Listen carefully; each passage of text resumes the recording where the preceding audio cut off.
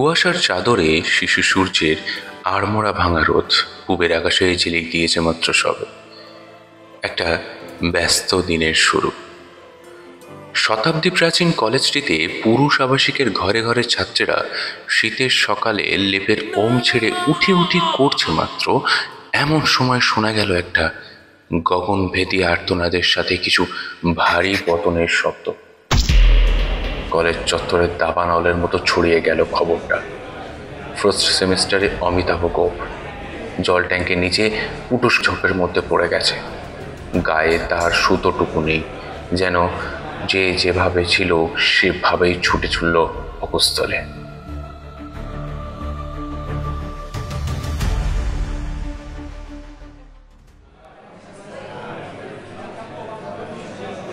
ঘটনার পর কাছাকাছি 10 বছর কেটে গেছে। কালের নিয়মে এই পাষাণ প্রকোষ্ঠে প্রতি বছরই নতুন ছাত্রছাত্রী এসেছে, পুরনো ছাত্রছাত্রী পাশ করে চলে গেছে নিজের নিজের কর্মসংস্থানে।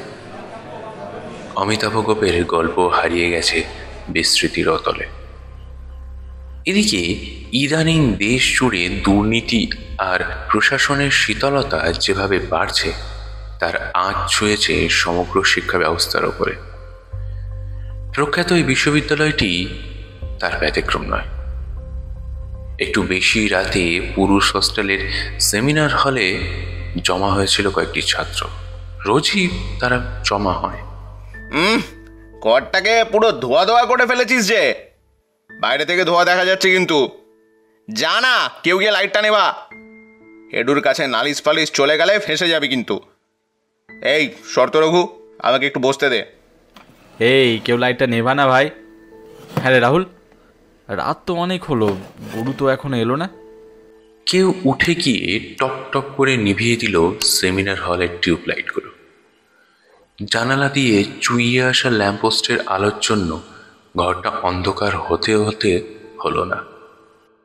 এই তো দিব্যি আলো হয়েছে। হ্যাঁ রে, গরু তো এখনো এলো না। মুকুলদা আসছে, আমার সাথে ফোনে কথা হলো এখনই। ঠিক তখনই নিচে মোটর সাইকেলের শব্দ পাওয়া গেল, সাথে মুকুলদার গমগমে গলা। কি গো হারুদা, এই চড়ি আর কিছু বলছিল নাকি? না না দাদা, তুমি বাঁচিয়ে নিলে। তোমার জন্য গো, সেদিন চাকরিটা চলে গেলে আমি বাচ্চা কাচ্চা নিয়ে পথে বসতুম। সব তোমার দয়া দাদা, সব সব সব তোমার দয়া। আরে আরে কি করছো কি?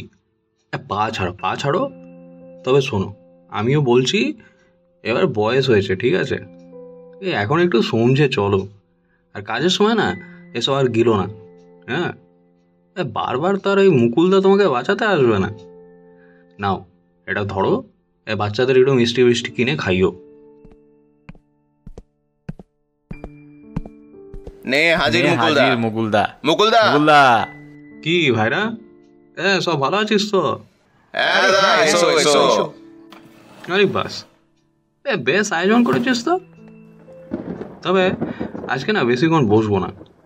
মনে হচ্ছে বৃষ্টি আসবে, আকাশে মেঘও করেছে, বিদ্যুৎও চমকাচ্ছে। ভাবছি জলদি বাড়ি ফিরবো। দাদা, তোমার টাকাটা আগামী মাসে বাবার টাকা পাঠালেই দিয়ে দেবো। হ্যাঁ, আরে টাকার কি আছে, অত চাপ নিস না।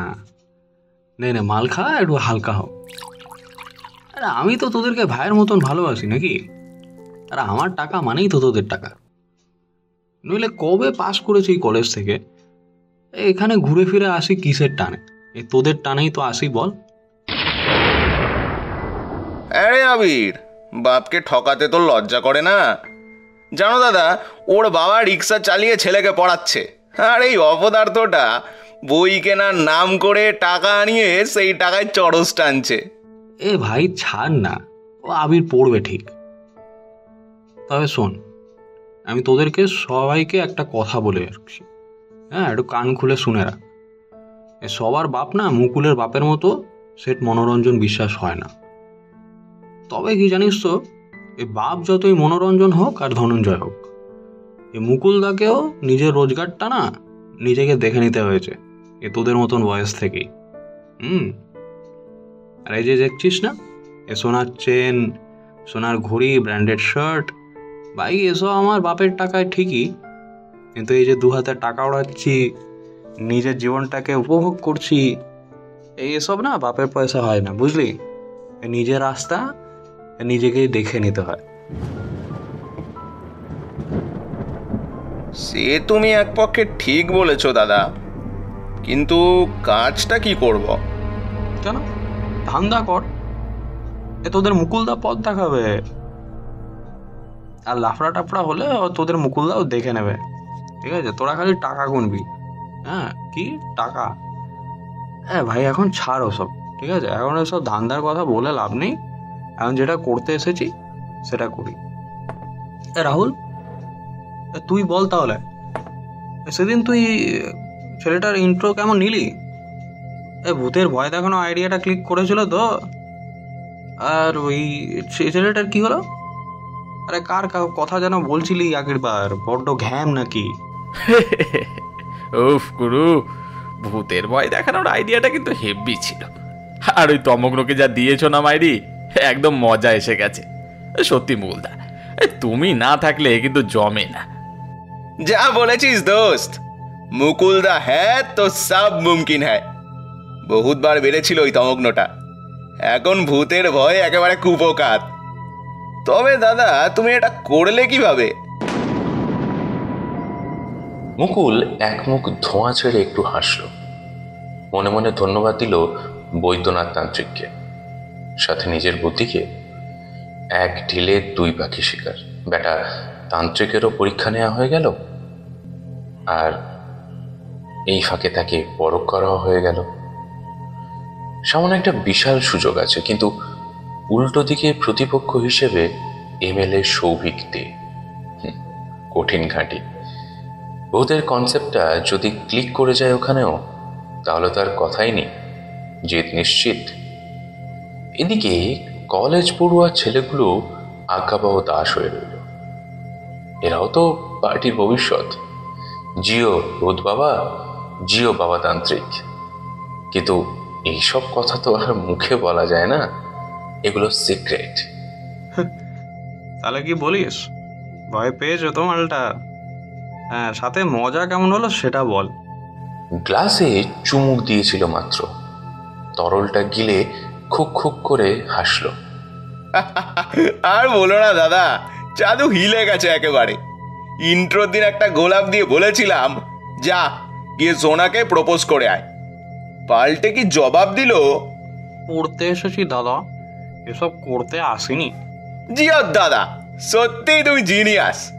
তুমি কি করে জানলে এটাই বলেছে ও? ভুলে যাও না বাবা, আমি গুরু আর তুমি চেলা। জানো তো, ওই যে তমগ্ন গত পরশুদিন নিজেই ছুটে এসেছিল। কি বলিস তোরা, পরশুই তো নাকি? পাগলের মতো অবস্থা বেচারার।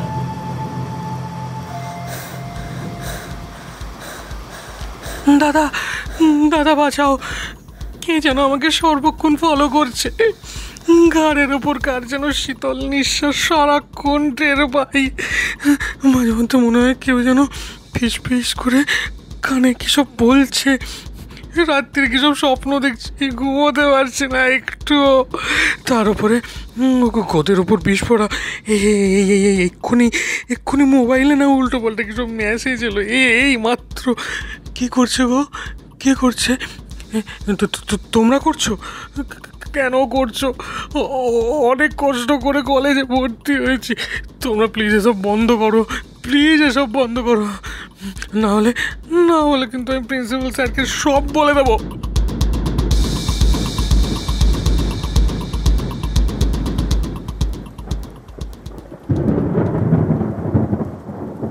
মুকুল অনাগ্রহ নিয়ে গ্লাসের চুমুক দিয়ে কাবাবের প্লেট থেকে ছোট্ট একটা টুকরো তুলে নিয়ে মুখে দিয়ে সহজ ভঙ্গিতেই প্রশ্ন করলো, কি লেখা ছিল মেসেজে?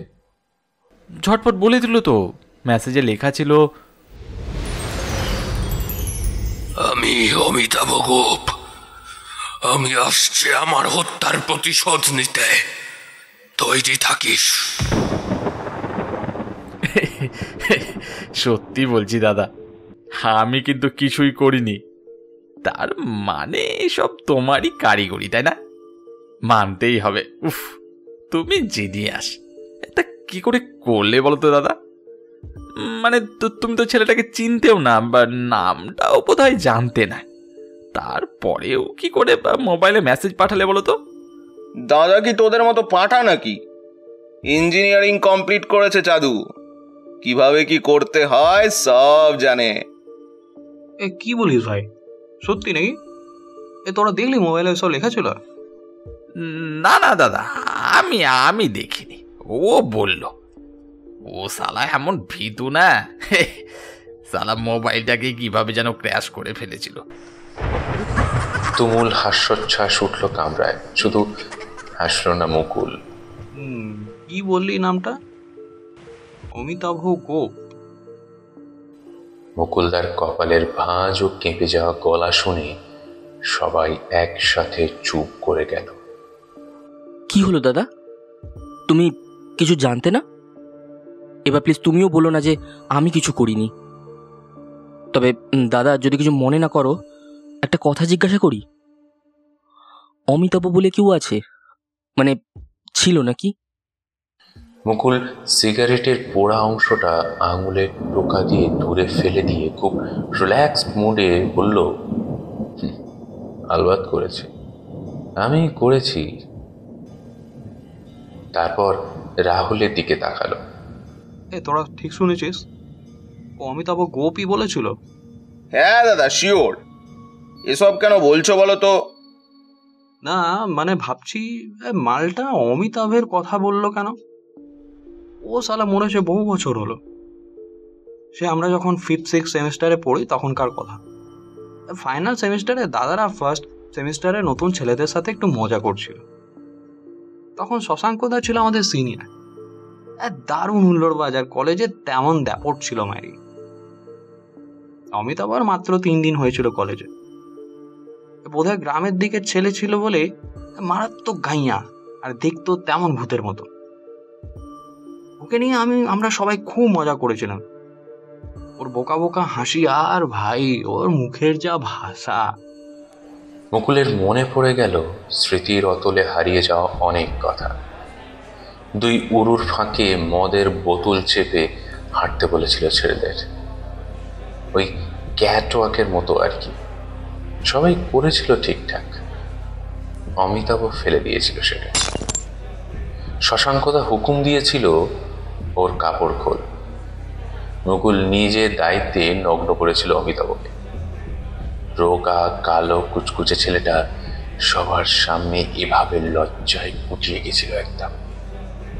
এরপরের প্রস্তাব মুকুল নিজেই দিয়েছিল। ক্যাম্পাসে পুটুস ছাড়ে প্রবল ফুল ফুটেছিল। লাইন দিয়ে দাঁড় করিয়ে তাদের নতুন ছাত্রদের মধ্যে একটি ছেলেকে দিয়ে ঝাড় শুদ্ধ ফুল আনিয়ে সেই ফুলগুলি দিয়ে কোমরবন্ধ, গলার মালা আর মুকুট সব তৈরি করিয়ে অমিতাভকে ওই অবস্থায় পরিয়ে দিয়েছিল, ক্যাটওয়াক করতে বাধ্য করেছিল। তখন নতুন নতুন ক্যামেরাওয়ালা মোবাইল, কারোর কারোর ফোনে ভিডিও করা যায়। মুকুলের তেমনি একটা মোবাইল ফোন ছিল। মুকুল ভিডিও করেছিল সবটা, যারা ওখানে যেতে পারেনি তাদের দেখানোর জন্য। 10 বছর আগে মুকুলরা অমিতাভকে কিভাবে মানসিকভাবে বিধ্বস্ত করে মাদক বিক্রির জন্য রাজি করাতে চেয়েছিল, রঘু রাহুলদের কাছে সেসব কথা চেপে গেল মুকুল। শুধু বলল, বোধহয় গ্রামের দিকের ছেলে বলে এই ব্যাপারগুলো স্পোর্টিংলি নিতে পারেনি হয়তো, তাই না হলে ওরকম কেউ করে বল। কি করেছিল অমিতাভ? আর বলিস না, রাত ভোর মজা মস্তি করে সবাই যখন সকালের দিকে ঘুমোতে যাচ্ছি, শালা উজবুকটা তখন ছাদ থেকে নাকি ঝাঁপিয়েছে। আমরা জানতে পারি সকাল 10টা-11টা নাগাদ। ততক্ষণে মালটাকে হাসপাতালে নিয়ে গেছে। শুনলাম হাসপাতালে নিতে নিতেই নাকি শেষ। ভাগ্যিস হারামজাদা মরেছিল, নইলে বহুত খারাপ কেসে ফাঁসতাম ভাই। কি বলছো দাদা? ইয়ে তো সত্যি সত্যি ভূত এসে গেছে মনে হচ্ছে। আচ্ছা, তখন তুমিও ছিলে নাকি ওইসবে? মুকুল মনে মনে ভাবলো, তবে কি তান্ত্রিকটা সত্যি ভূত নামিয়েছে? তাও আবার অমিতাভর। কিন্তু তান্ত্রিক অমিতাভর কথা জানলো কোথা থেকে? কেউ কিছু লিক করলো নাকি? তোরা কি রে ভাই, হ্যাঁ ভূত বলে কিছু হয় নাকি? ভয় তো আমারও লাগছে দাদা। ফার্স্ট ইয়ারের ছেলেটাও কিন্তু খুব খুব ঘাবড়ে গেছিল। ধ্যাত তেরি, ভূত আবার কি? ফার্স্ট ইয়ারের ছেলেদের ভয় দেখানোর জন্য একটা প্যাচ করেছিলাম, তবে ওসব আবার সত্যি হয় নাকি? আমার কি মনে হয় বুঝলি, ওসব না ওর নাটক। তবে আমি একটাই কথা ভাবছি, কি যেন নাম বললি? দাদা, তমগ্ন তমগ্ন। ও হ্যাঁ, ভাবছি ও অমিতাভের নাম জানলো কিভাবে? এ ছোকরা হেব্বি টেঁটিয়া আছে বুঝলি। এ মালটা ডাবল গেম খেলছে না তো? এক কাজ করতো, কে আছিস, যা ছোকরাকে একবার ডেকে আনতো দেখি, একটু ওর মুখে শুনি ব্যাপারটা। কাকে দাদা? তমগ্নকে ডেকে আনবো? আচ্ছা হাম্মক তো, তমগ্নকে ডেকে আনবি সে আবার বলে দিতে হয়? এ ডুবাবে। মিনিট 5 মধ্যে তমগ্নকে এনে হাজির করলো সাগর। দাদা, এই যে নিয়ে এসছি। মুকুল তাকালো তমগ্নর দিকে, চোখে কেমন যেন ঘোলাটে দৃষ্টি, মাথার চুলগুলো এলোমেলো, ঠোঁট দুটো বড্ড বেশি শুকনো। ঘরে আলো জ্বালানো হয়নি, তার উপরে গাঁজা চরসের ধোঁয়ায় ঘরটা ভিজিবিলিটি এতই কমে গেছে কি মুকুল খুব পরিষ্কারভাবে তমগ্নর মুখটা দেখতে পেল না। তবুও মুকুলের মনে হলো ছেলেটা বোধহয় অসুস্থ, দাঁড়াতেও পারছে না ঠিকভাবে। লাইটটা জ্বালতো, বদনটা একটু ভালো করে দেখি চাঁদুর। ঘরের কোনায় লাইটের সুইচ। রোহিত হাঁটা দিল সেদিকে। তো তোমার কি নাম বাবু? তমগ্ন সরকার। কি হয়েছে তোর? শরীর খারাপ? হ্যাঁ দাদা, খুব জ্বর। কবে থেকে? গত পরশু থেকে। তমগ্ন আর চোখে একবার রাহুল আর রঘুর দিকে তাকিয়ে মাথাটা নিচু করলো। ডাক্তার দেখিয়েছিস? কিসের জন্য জ্বর এলো রে? কোনো সমস্যা টমস্যা হলে বলতে পারিস। কি বলতো, এই ছাত্র সংগঠন তো তৈরি করাই হয়েছে ছাত্রদের সুবিধা অসুবিধে বুঝে সেটার সমাধান করার জন্য। তমগ্ন সরকার গরিব বাপ মার মেধাবী সন্তান। গত বছর মা মারা গেছেন ক্যান্সারে, একরকম বিনা চিকিৎসায়। বাবা ওর ক্যাব চালান। বেঁচে থাকার লড়াইটা খুব কাছ থেকে দেখেছে ছেলেটা, আর তাই ওর জীবনে হারানোর কিছুই নেই। হয়তো সেই জন্যই সাদাকে সাদা আর কালোকে কালো বলতে ভয় পায় না। বেশ, বলবো। তমগ্ন কথা বলার ধরনে আত্মসম্মানে খোঁচা লাগলো মুকুলের। রগটাও জমল না তেমন। ফিরে চলে যেতে থাকা তমগ্নর কাঁধে বাঘের থাবা বসিয়ে দিল। আরে চলে যাচ্ছিস কোথায়? যেতে বলেছি নাকি? আবে রাহুল, রঘু, সাগর, সব গেলি কোথায়? কাকে বললাম লাইটটা জ্বালাতে? ভাই এরা কি করছে? এদিকে তখন রোহিত আধো অন্ধকারে এই দেয়াল থেকে ওই দেয়ালে হাত রাখছিল। অতি পরিচিত ঘরটার মধ্যে সুইচ বোর্ডটাও খুঁজে পাচ্ছিল না কিছুতেই। সালা ফুল টল্লি হয়ে গেছে। তমগ্ন মুকুলের দিকে ঘুরল। মুখটা কালো আঁধার, তবে রক্ত জবার মতো টকটকে লাল চোখ দুটো অন্ধকারেও জলজল করছে। একবার নিজের কাঁধে মাথা রাখলো, মুকুলের হাতের দিকে, আরও একবার মুকুলের মুখের দিকে। সেই টকটকে লাল চোখ, রক্ত জল করা দৃষ্টি দেখে মুকুলের ভিড়ের ভেতরটাও কেমন কেঁপে উঠল। তৎক্ষণাৎ সামনে নিল সে। হেই, কাকে চোখ দেখাচ্ছিস? হ্যাঁ, কাকে চোখ দেখাচ্ছিস? দুবেলা তো বোধহয় ভাতও ছোটে না। এই তো পাটকাঠির মতন চেহারা, ফু দিলেই উড়ে যাবি। আর তোর সামনে কে দাঁড়িয়ে আছে দেখেছিস? মুকুলদা। চেহারাটা একবার দেখেছিস? Hrithik Roshan field black belt আছে মুকুলদার। হাইটটা দেখেছিস? আর মাসেলগুলো, সাথে আমরাও আছি। আর তুই একা। মার না খেতে চাস তো মুকুলদার জুতো চাট, ছেটে পরিষ্কার কর। এই চোখ নিচে, চোখ নিচে। থাম ভাই, আরে চোখ দেখাচ্ছে, দেখাক না। আরে পুজোরও তো কখনো চিত হতে স্বাদ হয় নাকি, তো স্বাদটা মিটিয়ে নিতে দে। তমগ্ন তখনও স্থির দৃষ্টিতে তাকিয়েছিল মুকুলের চোখের দিকে। মুকুল ডান হাতের মুঠি বাম হাতে ঠুকতে ঠুকতে তমগ্নর গায়ে গায়ে প্রায় গা ঠেকিয়ে দাঁড়িয়ে একটু নিচু হয়ে ভ্রু নাচালো। কি ব্যাপার চাঁদু? চিবুকে হাত রেখে বলতেই যাচ্ছিল, রাগ হয়েছে বুঝি খোকা? কিন্তু বলা হলো না। তমগ্ন শরীরে ছ্যাঁকা খাওয়ার মতো তাপ। হরিবাস, রঘু গিয়ে লাইটটা জ্বালিয়েছিল ততক্ষণে, সাথে সাথে বিশাল এক বিস্ফোরণ করে উড়ে গেল সুইচ বোর্ডটা। পথপাটিটাও দুবার তপ করে নিভে গেল একেবারে। কামরাটা সাথে সাথে ঘুটঘুটে অন্ধকার। দমকা বাতাস ঢুকে এলো ঘরের খোলা জানলা দিয়ে। মুকুল অনুভব করলো সাঁড়াশির মতো একটা কঠিন হাত তাকে শূন্যে তুলে নিল। আন্দাজে লাথি চালালো মুকুল। সেই লাথি অন্ধকারে মারাত্মক আঘাত করলো রাহুলকে। যন্ত্রণায় চিৎকার করে উঠল রাহুল। তার নিজের শরীরের টাল সামলাতে না পেরে মুকুলও ছিটকে পড়ল দেওয়ালের গায়ে। মাথায় চোট লাগলো প্রচন্ড জোরে। পর মুহূর্তে পেছন থেকে টেনে ধরলো কে যেন তার, আবার সোজা করে দাঁড় করিয়ে দিল মুকুলকে। আর তখনই বিদ্যুতের চমকানো আকাশে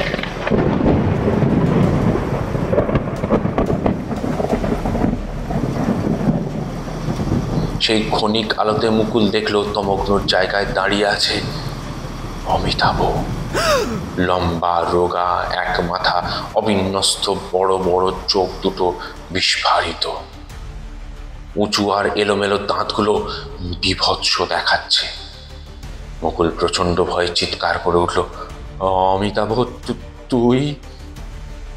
ঘুটঘুটে অন্ধকার কামরায় এতগুলো ছেলের হইচই চিৎকারের মধ্যেও অমিতাভর ফ্যাঁস ফ্যাঁসে রক্ত জল করা গলা শুনতে পেল।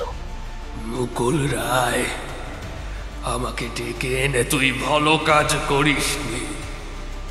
শশাঙ্ক গোস্বামী মরেছে নিজের বাড়ির ছাদ থেকে পড়ে, এবার তোর পালা। নিজেকে ছাড়িয়ে নেওয়ার চেষ্টায় মরিয়া হয়ে প্যাঁচ কষল মুকুল। ফ্যাঁস ফ্যাঁস শব্দ করে পরনের জামাটা ছেড়ে গেল ওপর থেকে নিচে। ধারালো নখের আঁচড়ে কাঁধ থেকে কোমর অব্দি চিড়ে গেল মুকুলের পিঠটা।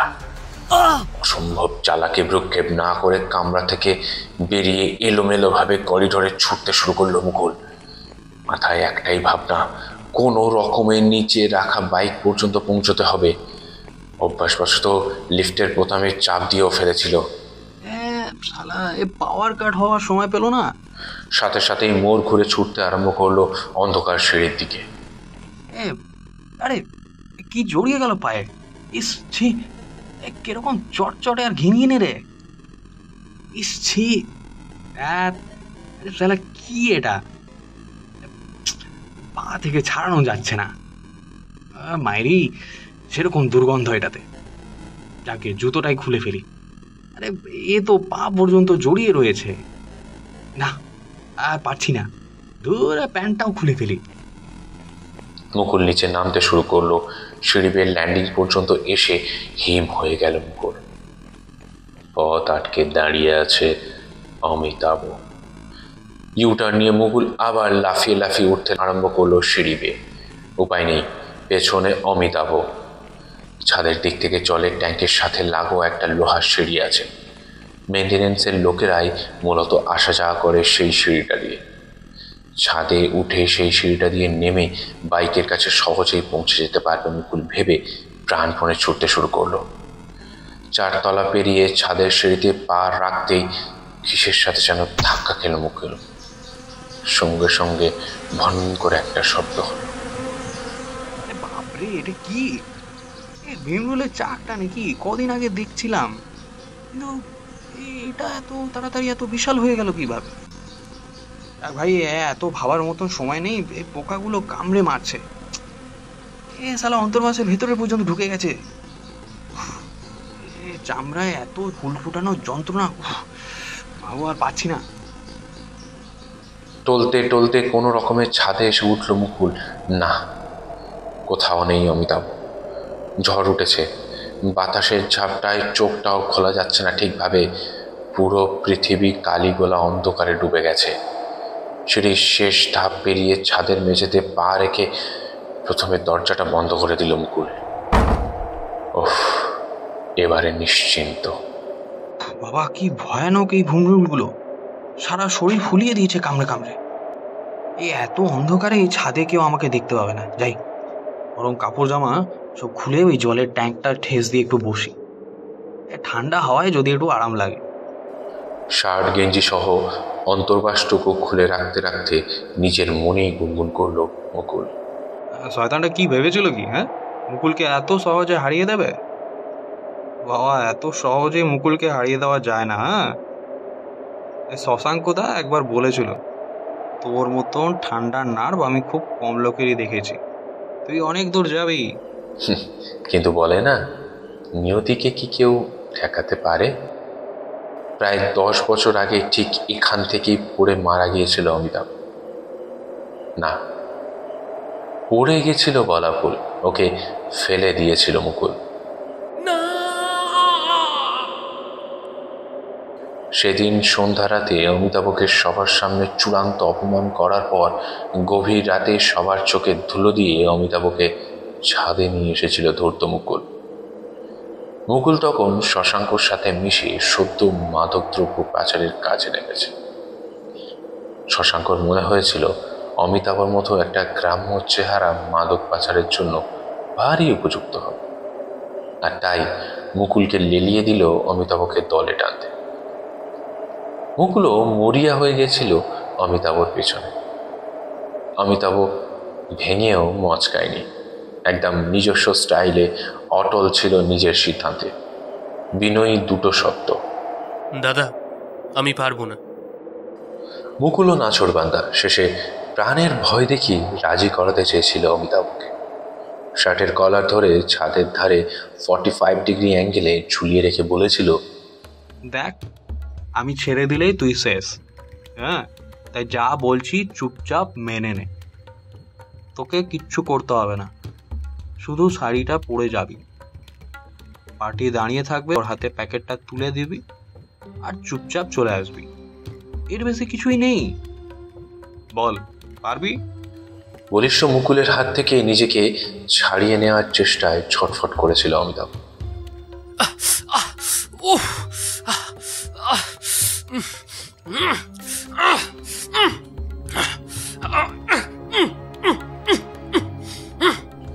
মেঠো গায়ে বড় হওয়া অমিতাভর গায়েও জোর কিছু কম ছিল না, কিন্তু দুর্ভাগ্য, অমিতাভ ও মুকুলের হাত ফসকে 4 তলার জল ট্যাঙ্কের ছাদ থেকে সোজা মাটিতে পড়ে গেছিল সেই রাতে।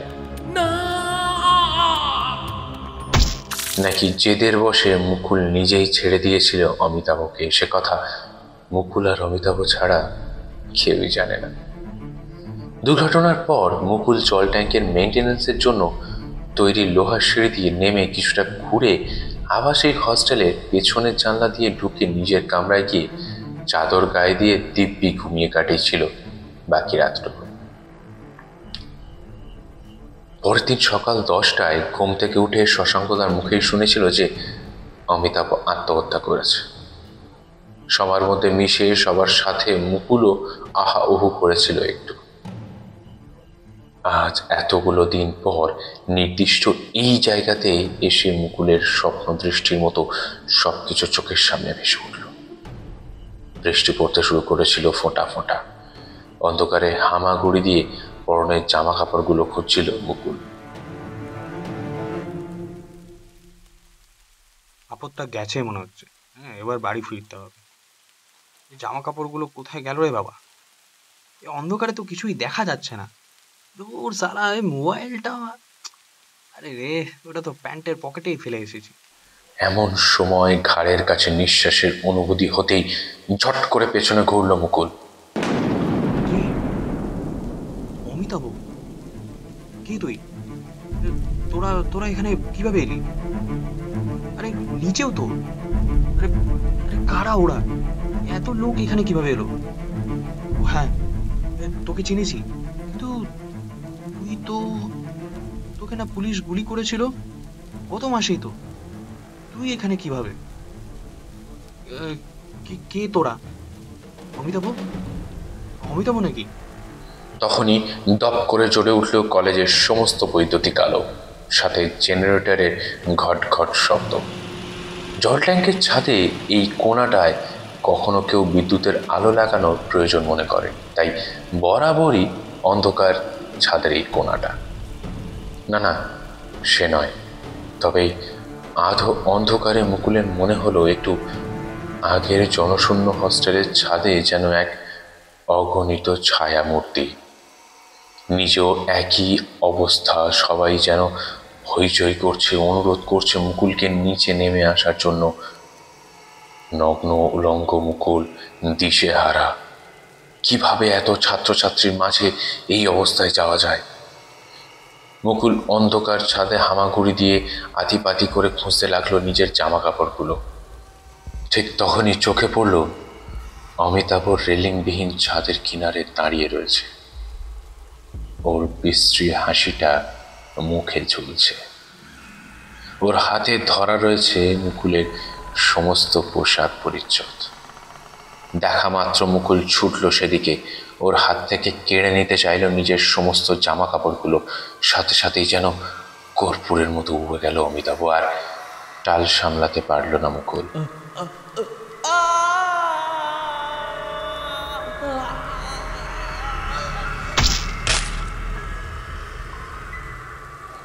সেমিনার হলে হইচই, চিৎকার, চেঁচামেচি চরমে পৌঁছালে কলেজের ওয়ার্ডেন ইনচার্জ সহ অনেকেই জড়ো হয়ে গেল সেখানে। জেনারেটরের আলোতে আলোকিত হয়ে গেছিল কলেজ চত্বর। সেমিনার হলে আলোর ব্যবস্থা করতেই দেখা গেল সেখানে নরগুলজার। ছেলেরা নিজেদের মধ্যে মারামারি করে কারোর হাত ভেঙেছে, কারোর পা, কারোর চোখ নষ্ট হয়ে গেছে চিরতরে। রক্ত মাংসে পিছল হয়ে রয়েছে মেঝে, দেয়ালেও চাপ চাপ রক্ত।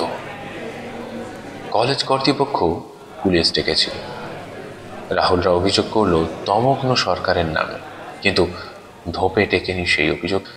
কারণ তমগ্ন সরকারকে ঘটনার দিনই সকালবেলা ওর বাবা এসে বাড়ি নিয়ে যায়। সেমিনার হলের সবকটা ছেলেকে মাদক সেবন, মারামারি ছাড়াও নানান রকম অভিযোগের ভিত্তিতে রাস্ট্রিকেট করল কর্তৃপক্ষ। মুকুল রায়ের ক্ষত বিক্ষত নগ্ন দেহটা পাওয়া গেল ঘটনার 2 দিন পর। কলেজের পেছনে জলের ট্যাঙ্কের নিচে যেখানে পুটুস গাছগুলো খুব ঝাড় হয়ে রয়েছে, ঠিক সেখানে। কে বা কারা খুন করলো মুকুলের মতো একজন প্রতিভাশালী ব্যক্তিত্বকে, পুলিশ তার তদন্ত করছে।